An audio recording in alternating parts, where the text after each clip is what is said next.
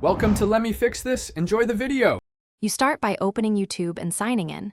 This ensures settings sync. Play any video, then press home or swipe up once to trigger the mini player. Once the small window appears, drag it to reposition. Make sure you tap play or pause to test responsiveness. If you use split screen, note the mini player behaves differently versus full screen apps. This initial step gets the mini player active so you can configure controls and learn gestures used in the next slide. Once the mini player is visible, tap it to expose controls. Play, pause, and the scrub bar appear. Use them to navigate.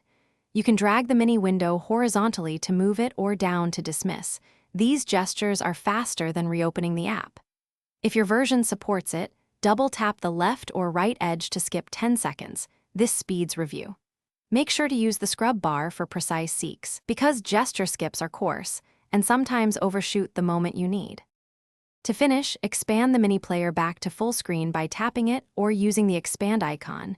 This restores full controls and subtitles.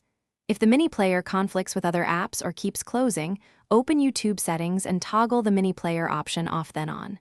When problems persist, close the app, force stop, or clear cache to reset state.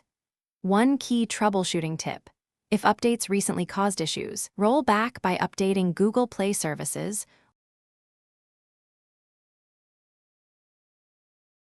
Thanks for watching. If you found this helpful, don't forget to like and subscribe.